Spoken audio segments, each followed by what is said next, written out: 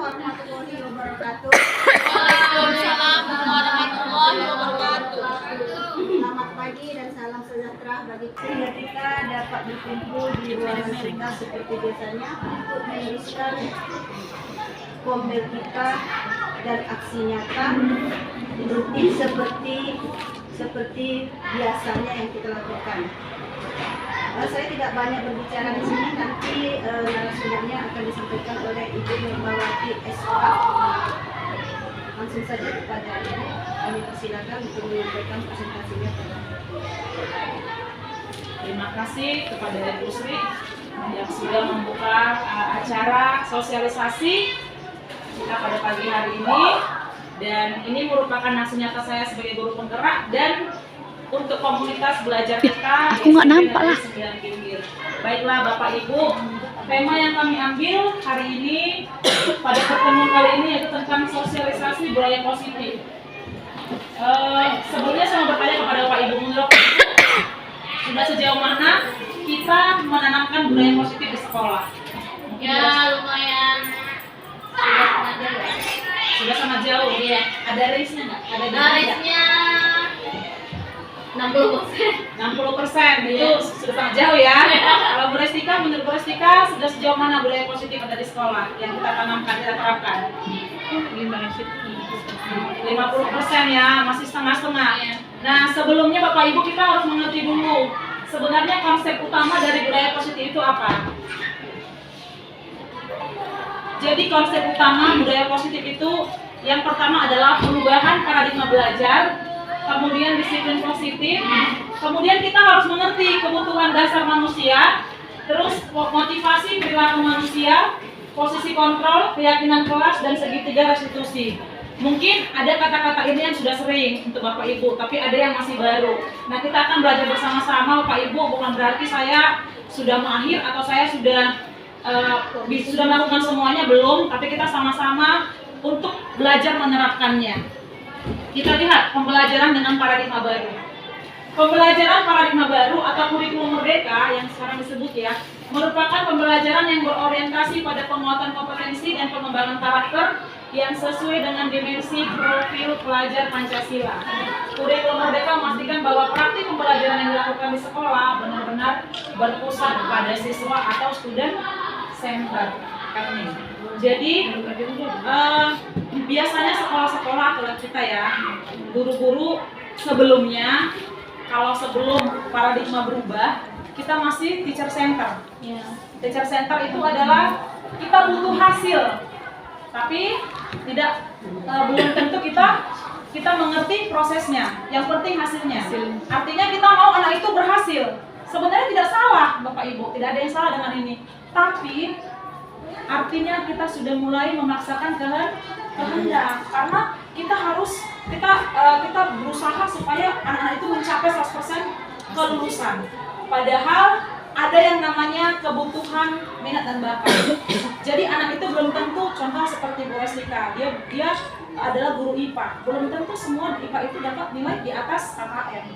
Nah, tapi kalau di bagian kita kayak saya sendiri, saya pun pengennya anak itu 100% itu di atas KKM karena saya merasa berhasil di situ. Nah, itu namanya student center. Tapi sekarang kita harus mengerti kebutuhan murid. Jadi setiap anak itu unik dan berbeda, sama seperti yang kita lakukan pada saat visi kemarin. Kita lihat lagi selanjutnya, disiplin positif. Apa sih disiplin positif ini? Disiplin positif adalah cara menerapkan sikap disiplin yang bertujuan untuk menumbuhkan kesadaran serta memberdayakan anak mandiri melakukan sesuatu tanpa iming-iming hukuman, sogokan, ancaman maupun hadiah. Padahal ngasih hadiah itu dianggap guru yang hebat kan, guru yang dermawan. Tapi sebenarnya memberikan hadiah tidak menjadi membuat anak disiplin, tapi jadi anak itu jadi manja dengan hadiah ataupun iri hati karena temannya merasa yang lain dapat hadiah. Dan nanti akan dipertanyakan, hadiah ini sebenarnya yang seperti apa? Karena kedekatan kah? Karena prestasi? Atau karena iming-iming yang lain? Nah, jadi disiplin positif itu adalah menerapkan sikap disiplin yang menumbuhkan kesadaran Bapak Ibu supaya dia sadar, tapi tidak dengan hukuman. Agak rumit ya, karena anak-anak sekarang susah sadar kalau nggak ada hukumannya. Karena kita melihat yang di lapangan ya kan. Nah, kemudian Bagaimana ciri-ciri disiplin positif? Yang pertama adalah membentuk komunikasi yang sehat antar orang tua dan anak terkait harapan atau ekspektasi, aturan dan batasan. Yang kedua, mengajarkan anak keterampilan sepanjang hidup. Yang ketiga, meningkatkan kompetensi dan kepercayaan diri anak untuk menghadapi tantangan. Jadi inilah ciri-ciri disiplin positif. Jadi guru itu punya kerjasama yang baik dengan orang tua. Terus guru itu memberi kesempatan kepada anak untuk dia meraih harapannya, memiliki masa depan. Kita beri ruang buat dia. Sama seperti saya katakan tadi, sekarang pembelajaran sudah berdiferensiasi sesuai dengan bakat dan minat. Kalau memang anak minat di olahraga, maka kita tidak bisa paksakan dia pintar di matematika. Tapi kalau dia pintar ke semuanya, itu alangkah baiknya. Cuman kalau di luar negeri kan sudah seperti itu ya Pak Ibu, yang mereka mengembangkan bakat minatnya. Tidak semua anak itu harus pintar bahasa Inggris, harus pintar IPA. Tidak semua harus bisa eksak, ya. Tapi mereka bisa mengembangkan bakat dan minat. Kalau sekolah kita, kemarin juga PP, Bu Mega itu sudah bilang kalau sekolah kita sudah termasuk sekolah yang mengembangkan bakat dan minat. Karena ada kegiatan cooking class, memasak, baru kemarin kan. Ada juga pramuka, olahraga. Pak Tio salah satu orang yang sangat berjasa untuk mengembangkan.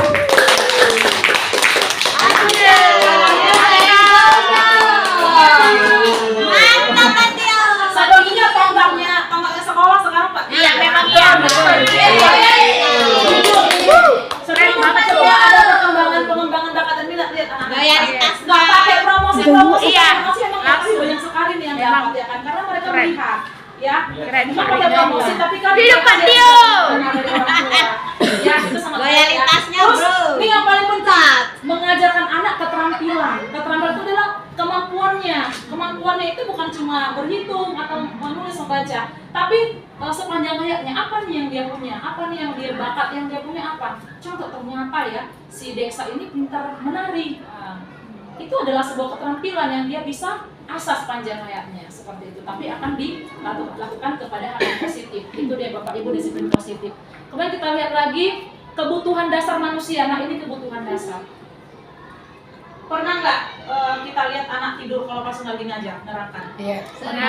Nah kalau menurut Bapak Ibu yang mana nih kebutuhan dasarnya dia di sini? Senang. Kesenangan masuk. Dia senang tidur. Senang.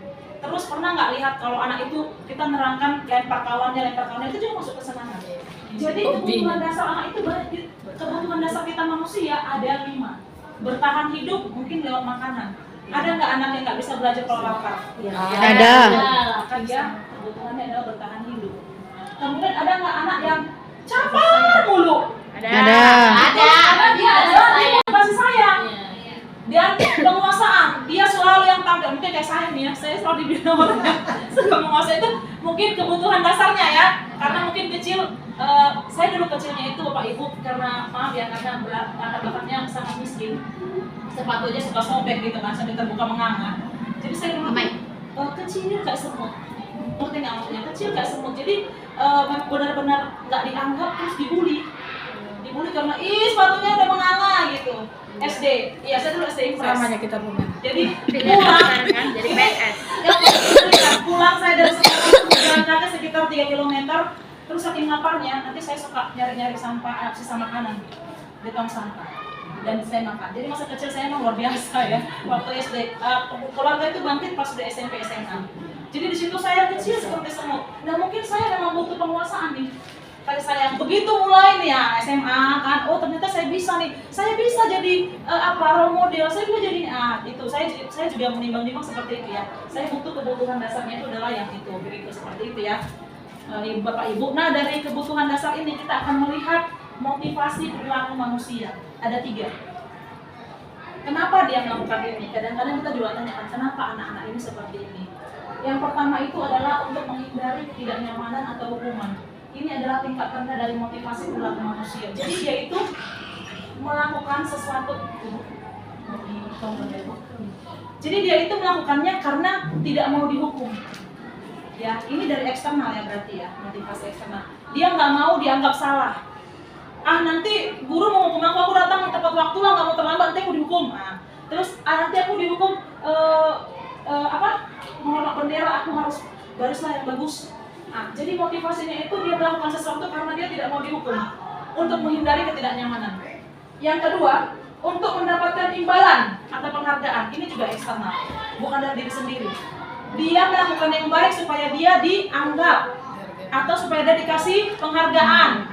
Ya, salah nggak dengan ini? Sebenarnya nggak salah, tapi motivasinya sudah bukan dari diri sendiri, sudah dari orang lain. Yang ketiga, untuk menjadi orang yang mereka inginkan dan menghargai diri sendiri dengan nilai-nilai yang mereka percaya. Ini yang dari diri sendiri. Jadi dia melakukannya ya karena memang aku mau tanggung jawab. Aku mau mengerjakan tugas karena aku mau tanggung jawab. Aku mau datang tepat waktu karena aku memang mau tanggung jawab. Seperti itu. Ya, jadi yang ketiga, motivasi yang paling benar karena dari diri sendiri, bukan dari orang lain, bukan dari eksternal.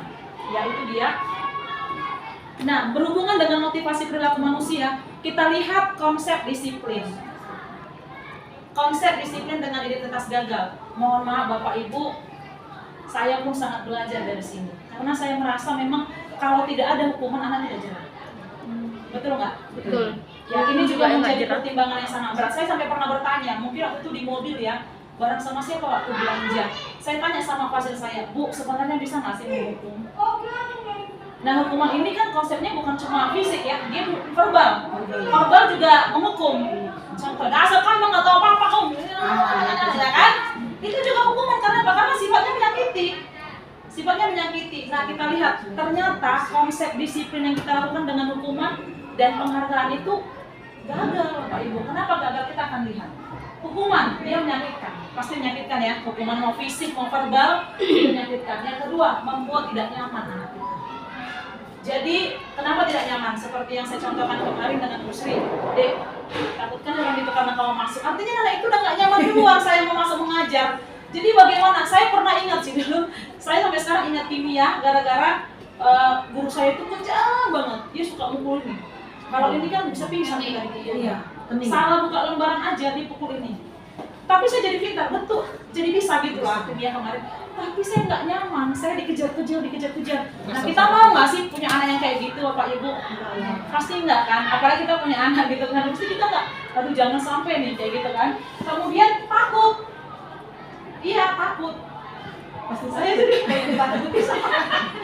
Makanya waktu saya, tahu nggak, waktu belajar ini saya tertuduh sekali. Kemudian murid menyembunyikan kesalahan, dia suka bohong jadinya. Kalau kerjakan tugasmu, udah mau kerjakan ya Bu, tapi lupa bawa Bu katanya, padahal enggak, tapi dia jadi bohong. Karena apa? Karena kita mau menghukum dia takut dihukum. Kemudian murid menjadi rendah diri. Kalau kita hukum, apalagi depan teman-temannya, dia jadi apa? Rendah diri ya, apalagi dengan hukuman verbal. Kemudian penghargaan. Kita kasih nih penghargaan kepada anak. Iya, inilah dia, kita kasih dia hadiah.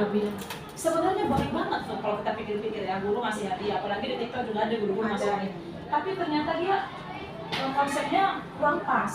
Kenapa? Karena dia nanti ada yang dilihat, kreativitasnya pun jadi tidak jalan. Kemudian menghukum dengan sistem ranking. Makanya kami dulu di sekolah Juwita tidak pernah ada sistem ranking. Kenapa? Karena kalau tanya orang tua, kami nggak mau kasih tahu anak ibu dari rata-rata Bu sudah bisa, berhasil, sukses. Kenapa? Karena itu membuat anak itu jadi rendah diri juga. Tidak, aku nggak bisa. Apalagi kalau maaf ya orang tua yang Chinese itu kan dia ketat sekali dengan rankingan ya, karena mereka selalu melihat hasil kan, seperti itu kan. Sudah mahal-mahal disekolahkan maunya seperti ini. Yang baik sih sebenarnya, yang baik. Saya juga sebagai orang tua kalau saya juara 1, wow bangganya luar biasa kan. Kalau bisa dibikin di Facebook, TikTok, di Instagram. Karena saya juara 1, thanks God, kan, you're the best gitu kan. Jadi karena kebanggaan, tapi sebenarnya kita lagi merampas hak menghargai dirinya. Jadi kalau sewaktu-waktu dia nggak juara 1 lagi, dia akan jadi anak yang down, mentalnya down. Artinya kita merampas hak menghargai dirinya. Ih, aku nggak bisa. Jadi tertekan. Satu kali pernah saya jumpain anak di sini, tapi udah lulus. Dia juara 2, selalu juara 2, nggak pernah juara 1. Tapi tahu nggak? Saya nggak usah kasih tahu namanya karena lagi. Jadi kan kalau dia dapat 90, dia pasti mukanya murung. Kenapa, Nak? Nanti aku dipukul nih sama mama. Kenapa harus 100? Apalagi di bawah 50. baik orang tua maupun guru sudah merampas dan menghargai dirinya, dia nggak belajar merdeka. Namanya kurikulum merdeka, harusnya belajar dengan merdeka, sebebas-bebasnya. Dia mau nilainya ini, asal dia dikasih arahan tetap berjuang. Seperti itu ya. Nah sekarang kita lihat yang sukses. Ada kata restitusi ya Bapak Ibu, mungkin baru kali ini dengar, nanti saya akan kasih tahu apa artinya. Konsekuensi. Konsekuensi itu sama nggak dengan hukuman? Apa beda hukuman dengan konsekuensi? Coba Menjalankan. Sama. Kalau konsekuensi itu kan memang dari awal sudah Dijalankan. hukuman. Kalau hukuman itu kan mutlak dari orang yang memberi. Iya, dan bisa jadi tidak ada hubungannya kan. Contoh dia salah, dia lupakan air. Ayo kamu jemur sana, naruh bendera gitu ya. Tapi konsekuensi itu sudah disepakati. Bagus, tapi sementara ya. Konsekuensi ini sifatnya sementara. Dia nggak jangka panjang. Dia tetap juga harus dimonitoring berkelanjutan, ya kan? Tetap juga dicek. Kemarin kita sudah sepakat loh nak, kamu gini ya kan? Dan dia kan sistemnya stimulus respon, ya. Nah, bagaimana dengan restitusi? Restitusi murid bertanggung jawab melakukannya, fokus pada pemecahan masalah jangka pendek, murid menghormati dirinya, dan dia berusaha memperbaiki kesalahan. Mungkin nanti Bu El lebih tahu ini karena guru BK pasti lebih tahu kan. Kita lihat apa itu restitusi. Pengertiannya, restitusi adalah bukan restika, sampai sama. Restitusi adalah proses menciptakan kondisi bagi peserta didik untuk memperbaiki kesalahan mereka sehingga mereka bisa kembali pada kelompok mereka dengan karakter yang lebih kuat. Jadi sebenarnya adalah menciptakan kondisi, memberikan peluang untuk mereka memperbaiki kesalahan. Nanti ada cara-caranya. Seperti ini ciri-cirinya Bapak Ibu. Bukan untuk menebus kesalahan, namun untuk belajar dari kesalahan. Kemudian memperbaiki hubungan, tawaran dan bukan paksaan. Contoh, kamu mau nggak memperbaiki kesalahan? Kamu mau nggak kesalahan? Mau nggak memperbaiki? Iya, mau Bu. Dengan cara apa kamu memperbaiki? Kita kasih kesempatan dia. Kita kasih dia untuk menunjukkan memberikan peluang kepada dia apa yang harus dilakukannya dan dia sadar dengan kesalahannya. Kemudian mencari kebutuhan dasar yang mendasari tindakan. Contoh, anak, kita tahu anak ini dia kebutuhan dasarnya adalah kekuasaan. Dia bentar-bentar sepele sama guru. Nah, kalau kita sudah tahu kebutuhan dasarnya, maka kita lebih gampang untuk mengadakan restitusi. Karena dia kekuasaan, maka kita alihkan dia untuk dia contoh jadi ketua kelas atau dia nanti jadi penanggung jawab kebersihan seperti itu ya. Kita buat peluangnya untuk menjadi yang lebih baik lagi. Kemudian fokus pada karakter bukan tindakan. Jadi kita mau pada karakter, ya bukan tindakan fisik atau tindakan yang lain. Kemudian fokus pada solusi. Dan ini solusinya ini tidak lagi akan dilakukannya ke depannya. Sekalipun jangka pendek tapi ada arahan untuk ke depannya. Demikian restitusi. Kemudian setelah restitusi, sekarang posisinya kita, Bapak Ibu, posisi kita sebagai apa? Posisi kontrol kita sebagai guru selama ini seperti apa? Pemantau kita, pemantau tahu ya Pak Ibu, pemantau itu dia memantau siswanya, tapi harus sesuai dengan aturan dan konsekuensi. Jadi kata-katanya, nah kamu sudah melanggar aturan kita, nah itu memantau. Kemudian teman ini baik, tapi kalau memecahkan masalah agak kurang efektif. Karena nanti dia ngomong, iya lah banget apa loh, ya kan? Dia kan menganggap memecahkan masalah pun dengan teman. Seperti itu. Kemudian penghukum saya seperti ini. Kalau punya masalah dengan anak pasti akan langsung dihukum. Ya kan, dihukum. Ya makanya saya bilang Bapak Ibu, saya juga sebenarnya belajar kali ini. Karena waktu saya belajar ini tertuduh gitu kan. Sampai saya bikin di sebuah jurnal refleksi, apa yang kamu rasakan ketika belajar tentang posisi kontrol, 5 posisi kontrol? Saya bilang, saya tertuduh, saya merasa bersalah. Ya betul, saya merasa bersalah Bapak Ibu. Karena udah banyak anak yang saya buat sakit hati, pasti banyak sekali. Baik dengan verbalnya saya maupun dengan tindakan-tindakan yang membuat dia sakit hati. Jadi gimana dong? Apa kita berhentikan menghukum? Nanti kita akan bicarakan bersama-sama. Karena ini kesepakatan kita bersama kan. Kemudian memberi rasa bersalah, ini saya juga. Sebelum-sebelumnya saya juga merasa bersalah. Kenapa? Kata-kata yang saya buat, kamu nggak kasihan deh sampai 90 capek-capek ngomong, kamu tuh malam-malam makin tua tau nggak? Seringkali seperti itu kan, membuat anak merasa bersalah. Kemudian yang terakhir adalah manajer. Manajer itu adalah dia bisa memantau, merangkul, dan mencari solusi untuk anak-anak yang sedang menghadapi masalah. Seperti itu ya. Itu Pak Tio ya? Iya, Amin. Ini dia contoh penerapannya. Kita lihat dari pertanyaan-pertanyaan dan pernyataan-pernyataan. Kalau memantau kata-katanya, ciri khasnya, kamu sudah melanggar. Apa peraturan dan konsekuensinya? Kalau teman, ayolah yang tertib, buat ibu bangga. Tidak apa-apa kalau salah. Namanya teman kan? Kemudian kalau menghukum, patuhi aturan sekolah, lalu berdiri di depan barisan. Itu ya. Memberi rasa bersalah. Ibu guru kecewa sama kamu. Kamu tidak kasihan lihat ibu. Kemudian manajer, apakah kamu tahu kesalahan? Maaf ya, apakah kamu tahu kesalahan kamu? Kira-kira bagaimana kamu akan memperbaikinya? Memberi peluang kepada anak. Ya Pak Ibu ya, sejauh ini sudah nangkap ya. Nanti kita akan sepakati bersama budaya positif kita di sekolah. Keyakinan kelas, siapa yang ada di kelasnya sudah ada kesepakatan atau keyakinan kelas? Ada yang udah bikin apa Ibu? Ada peraturan. Tapi kayaknya udah sobek. Udah sobek. Iya, Ini kemarin peraturan. saya bikin keyakinan kelas. Yang pertama, ini dari sekolah kita karena sudah diterapkan ya, religius itu pasti ya. Karena sholatnya selalu berjalan kan. Bahkan ada guru piketnya. Itu juga saya kasih tahu kemarin di apa di RUPOL, ruang kolaborasi kalau SMP 9 jadwalnya gurunya ada piket untuk memperhatikan dan mereka belajar jadinya. Belajar Bapak Ibu dari situ. Ya, ternyata sekolah kita juga jadi sekolah yang ditiru. Kemudian yang kedua adalah menghormati. Salam dulu, salim, setiap ketemu salim. Walaupun tidak 100% tapi sudah diterapkan keyakinan kelasnya. Terus aktif, anak-anak itu aktif ya, udah kerasa ya Bapak Ibu ya. Kemudian percaya diri, oh iya dong, kalau tampil disuruh pun enggak takut-takut. Kemudian bekerja sama. Selebihnya mungkin masih ada di hati Bapak Ibu. Namanya keyakinan itu, kenapa tidak peraturan kelas? Kenapa keyakinan? Karena keyakinan itu harapan, doa kita untuk anak-anak kita ke depan. Kalau peraturan biasanya ada untuk apa? Untuk dilanggar. Dan peraturan biasanya harus ada Hukuman, sanksi. Nah, kalau keyakinan, kita berharap nih sama anak-anak. Nanti anak kita adalah anak yang religius. Kita yakini kan? Kita yakini di kelas kita anak kita anak yang religius. Kita yakini anak kita anak yang menghormati. Kita yakini anak yang aktif. Kita yakini anak yang percaya diri dan mau bekerja sama. Nanti kita bisa tambahkan di kelas kita masing-masing atau di sekolah kita sesuai dengan visi.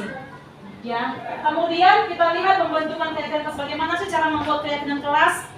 Yang pertama dia lebih abstrak dari peraturan.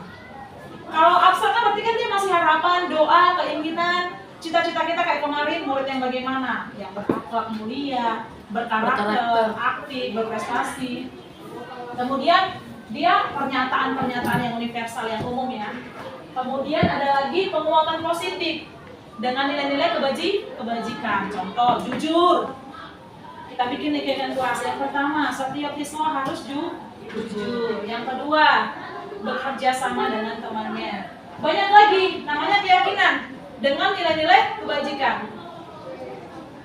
Kalau Bu Sri, nilai kebajikan apa yang Bu Sri impikan untuk anak-anak? Apa tuh? Kebaikan. Kebajikan ya, kebaikan. Ya, yang nggak usah yang dari yang kelima ini ya. Ada nggak selebihnya dari yang kelima ini? Masih pengen untuk anak-anaknya di kelas nanti? Banyak sih Bang, harapannya kita itu lebih terarah lagi, lebih taat lagi sama gaya hidup, rasa sopan. Nanti sopan santun, taat, iya banyak ya. Kalau di Kartini Bu? Jujur lah. Jujur, iya jujur ya, jujur. Karena sekarang kan anak-anak juga susah jujur ya. Kalau Bu El, ada nggak Bu El?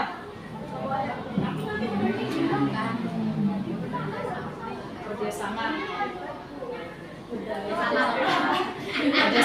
Kerjasama udah ada ya. Udah ada kompakan kelas. Kekompakan, Mariko? Kepedulian, nah ini juga kan misalkan atau pokoknya care lah ya. Kepedulian, iya. Nah kita punya banyak keyakinan ya. Apalagi kayak Bukian sebagai guru agama itu pasti banyak sekali keyakinannya. Jadi gimana caranya kita bisa sepakati bersama anak-anak. Kemudian ini yang paling penting adalah segitiga restitusi. Cara menghadapi anak yang bermasalah. Yang pertama adalah menstabilkan identitas. Artinya, anak ini salah, tapi jangan kita buat dia jadi orang yang bersalah. Artinya ganti identitasnya dari orang yang bersalah menjadi orang yang berusaha memperbaiki kesalahan. Diganti identitasnya. Kita bisa katakan kepada dia kata-katanya, kamu bisa berbuat itu, nak, wajar sebagai manusia dan salah itu wajar. Tapi kita gantikan dia. Gantikan dari orang yang buat kesalahan menjadi orang yang mencari solusi dari kesalahannya. Kemudian yang kedua adalah validasi tindakan yang salah. Memberikan pengarahan bahwa apa yang dilakukan anak telah salah dan memahami alasan dia melakukannya. Jadi kita kasih tahu, kamu bersalah nak dalam hal ini, tapi dengan menyudutkan dia. Ya, artinya tanya sama dia, kamu tahu nggak nak kalau kamu sudah melakukan kesalahan? Iya, apa kesalahannya? Saya tidak jujur, Bu. Oh, tidak jujur. Nah, kita akan kasih pengarahan, yaitu dengan menanyakan keyakinan. Kira-kira keyakinan apa yang sudah kamu langgar di kelasnya? Tidak jujur, Bu. Kenapa? Karena saya sudah mencontek. Nah, jadi apa yang kamu mau perbaiki? Bagaimana cara memperbaikinya? Saya minta maaf kepada teman, kepada ibu guru, dan saya berjanji tidak akan mengulanginya lagi. Itu adalah segitiga restitusi. Kita mau kasih peluang, kesempatan kepada anak untuk memperbaiki kesalahan-kesalahannya. Selanjutnya, ini penerapan segitiga restitusi pada kasus anak ya, Bapak Ibu. Ini contoh ya, contoh karena ada contoh penerapan. Ini Oke, ini lah Bu, biar dengar suaranya. bentar ya. Nyalain lah. Mungkin. Mungkin jadi dipotong aja nggak apa-apa. Ini contoh ya Bapak Ibu, contoh penerapan segitiga restitusi pada kasus anak. Kita lihat kasusnya nanti akan membawa handphone ke sekolah.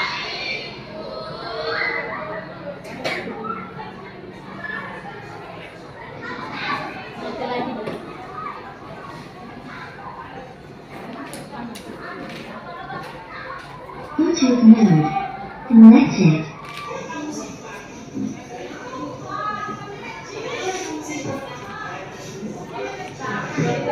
Connected.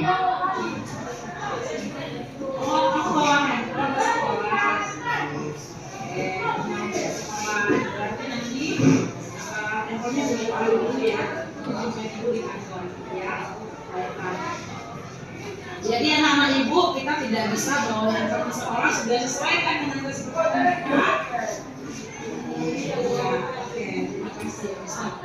Oke, ada plus tuh. Nah, ini dia. Nggak ada komplain lagi ya, Riko? Itu kasusnya. Nah, bagaimana cara penyelesaiannya? Seperti ini cara penyelesaiannya. Bluetooth mode Yang pertama tadi menstabilkan identitas. connected.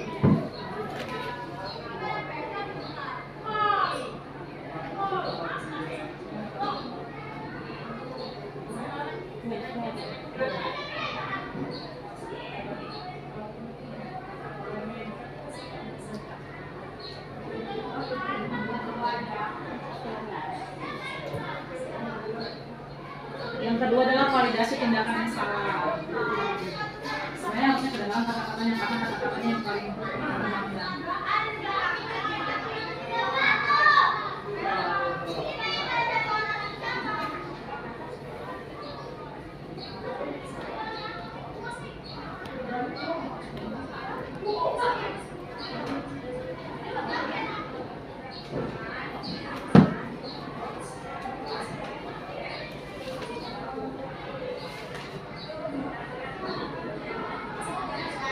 Dan selanjutnya adalah menanyakan keyakinan. Keyakinan kelas apa yang sudah dilanggar? Kejujuran ya, karena dia tidak memberitahu kepada guru bahwa dia membawa handphone dan tidak menitipkan. Jadi cara memperbaikinya apa? Dia berkomitmen untuk memberitahu segera kepada guru kalau dia membawa handphone dan akan menitipkannya pada saat sudah mulai jam pelajaran.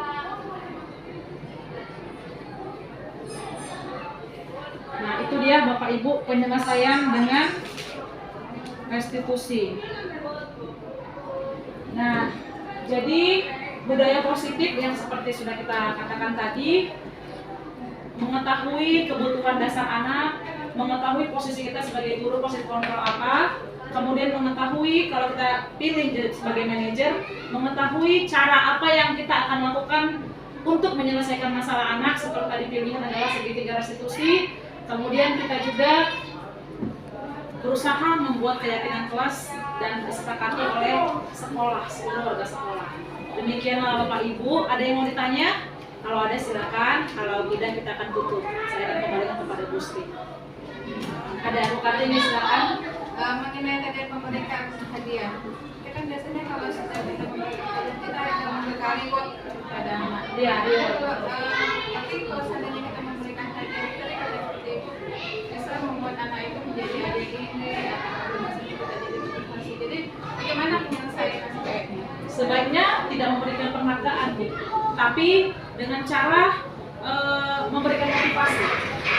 Motivasi itu seperti ini. Saya contohkan ya, ini kan contoh ya Bapak Ibu ya. Nanti kalau misalnya kurang bisa Bapak Ibu revisi lagi. Contoh anak saya Restika seperti itu. Dia dapat nilai yang bagus pada saat jam pelajaran saya. Maka saya akan katakan, hari ini teman kalian Restika mendapatkan nilai yang baik. Kalian juga bisa mendapatkannya seperti Restika. Nah, coba kita mau tanya dulu Restika, apa sih caranya, bagaimana caranya? Nah, itu juga merupakan motivasi. Anak-anak yang lain tidak merasa tersudutkan karena tidak dapat 100. Karena kita bilang kalian juga pasti bisa. Seperti Restika. Ya, nanti kita akan tanya caranya seperti apa, seperti itu. Jadi sebenarnya penghargaan itu sudah tidak lagi boleh. Ya, Jadi bisa kita memberikan reward dalam untuk motivasi aja tanpa memberikan sesuatu. Iya, memberikan sesuatu. Ya, jadi seperti itu. Jadi sekarang kita ganti reward dengan kata motivasi dan kata dukungan. Ya, dukungan. Karena sebenarnya kalau penghargaan itu bisa jadi betul temannya diri. Ya, itu dia. Ada lagi Bapak Ibu? Untuk pembelajaran aja. Iya, ini untuk pembelajaran dan untuk sama sebenarnya, kecuali dia lomba ya, itu kan beda. Itu lomba itu bakat minat. Itu lomba itu prestasi namanya. Iya, paling tepat itu untuk pembelajaran dan untuk menyelesaikan masalah. Ya, itu dia ya Bapak Ibu. Nah, demikianlah sosialisasi budaya positif ini dan saya akan kembalikan kepada Bu Sri. Silakan Bu Sri.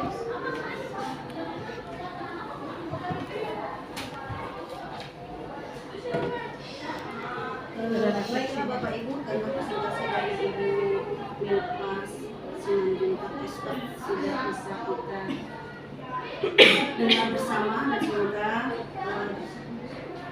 sosialisasi budaya disiplin positif ini dapat bermanfaat bagi kita dan bisa kita terapkan kepada anak-anak kita semua. Dan apabila kami di depan ini ada kesalahan, kami maaf karena kesalahan kami dari Allah SWT, dan saya akhiri dengan Assalamualaikum warahmatullahi wabarakatuh dan selamat pagi. Selamat pagi, terima kasih Bapak Ibu. Saya mau tanya, gimana nanti kalau di video nggak enak? Skip aja. Iya, Matikan aja ya, Tante. Ada ngetes. Kenapa?